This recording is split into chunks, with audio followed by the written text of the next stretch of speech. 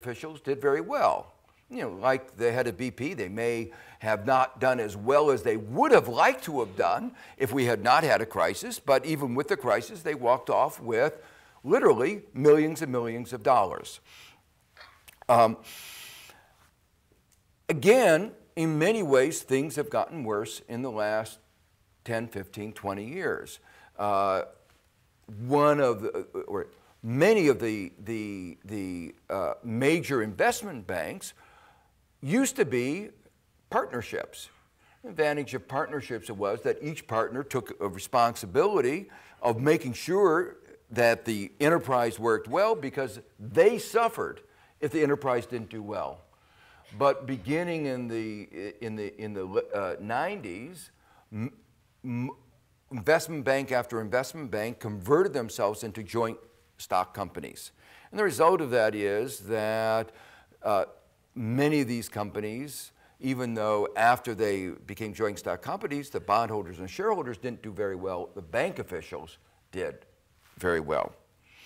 So what we have is a series of agency problems that mean that the incentives of those making decisions are not well aligned, the interest with those on whose behalf they're supposed to be making decisions. The problems in the United States are, again, much worse than in Australia. Corporate governance rules in the United States just begin in a very different legal framework. And you know, when I talk to people in Australia, they find it difficult to understand how bad things are in the United States. It's a model of what not to be done. For instance, one of the things that U.S. Congress was debating in response to the crisis was whether there should be any shareholder say in pay. In other words, should shareholders have any right to vote on the pay of the people who work for them? And the general view in the U.S. Congress, among the U.S. Business community is that shareholders should have no rights to have any say, even in an advisory context, for those who work for them. You might say, how can that be? You know, what kind of democracy, what kind of accountability is this? And to me, it's a mystery too. But that is the way the corporate governance laws in the United States work.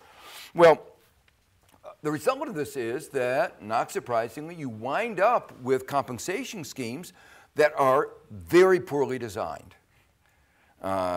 They all, you know, except from the point of view of the managers. For the managers, they are very well designed. And so just to illustrate this point, our banks prided themselves on their incentive structures. You know, they keep talking about incentive structures. You have to give incentive structures. Well, as an economist, we look at incentive structures and look at the details of them and say, what do they give incentives to do? And when you start looking at the incentive structures that those in the banks had and the financial institutions had, you realize very quickly that they have incentives to engage in excessive risk-taking and short-sighted behavior. They got compensated, standard compensation was that if there were gains, they got a very large fraction of the gains, but if there were losses, they didn't have to take any of the losses. Their pay was based on one-year performance. So if your pay is based on one-year performance, if you have high variance, some of the time you get the big gain, you walk off then with a lot of money, and when it goes negative, you don't have to bear any of the costs. So it was an incentive structure that encouraged volatility risk. Well, before the crisis, I was a little bit worried. Not very worried, but I was a little worried that unless we started seeing the kind of excess risk-taking that we saw, we'd have to rewrite our textbooks because we have to say incentives didn't matter. Yes, they called them incentive pay, but it was very clear that if we didn't see the excesses of risk-taking, we'd have to say that incentives didn't matter and we'd have to rewrite our textbooks. Fortunately, the one silver lining in this crisis is we won't have to rewrite our textbooks. The forecast that these incentive structures would lead to excessive risk-taking did bear out. What they were doing was very secretive. We didn't get to see everything beforehand, but now that we've seen what they're doing, it does verify that economics does have something to say about the subject. Well, let me illustrate a couple other aspects of the incentive structures that are, to say the least, peculiar. In finance, we talk about alpha and beta. That is to say, there are two ways of increasing returns on your investment. One way of increasing returns on average is to take more risk. In general, if you take more risk, you get higher returns. Now, anybody can undertake more risk. They can increase the leverage, and that increases the chance that you lose money and the chance that you get more money. So you don't have to be a genius to increase your leverage, to increase beta. On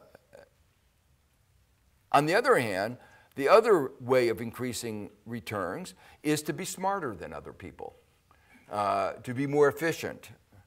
That's very hard. It's almost impossible to beat the market. The compensation schemes didn't distinguish between alpha and beta. And so, since it's very difficult to be better, i.e. to increase alpha, what did everybody do? They increased beta.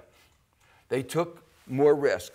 And so what we got was this drive for more leverage, for more risk, not for better performance.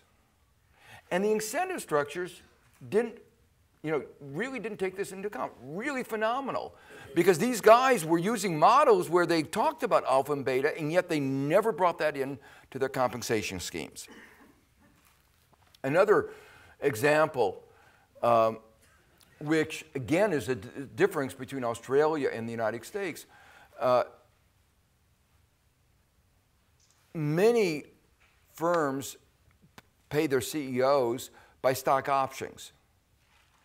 Now, when you're going through a bubble and the stocks are going up, obviously you're going to do very well. But that doesn't say anything about your own performance. The reason your stock is going up is not because you're a genius, but because you're in a bull market. So well-designed incentive systems would reward people for being better than average.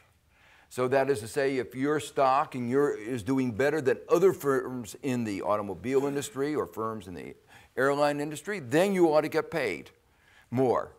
So it ought to be based on relative performance. And yet, and this is very common in Australia, I gather, but almost unknown in the United States. I wrote a paper some 25 years ago explaining why this was a better way of doing it. A lot of equations and all that, but the intuition should be clear. And when I talked to people who were the personnel setting the pay or executives of companies, I asked them, why don't they do this? Was it because they were stupid?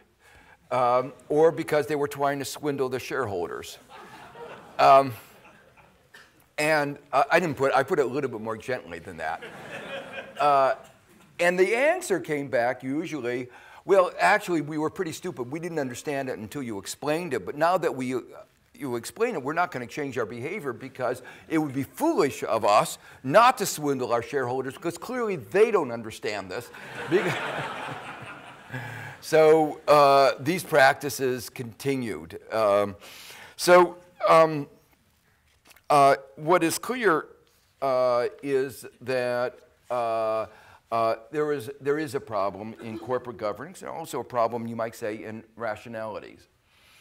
The problem with stock options was actually worse than that because stock options provided another really perverse incentive.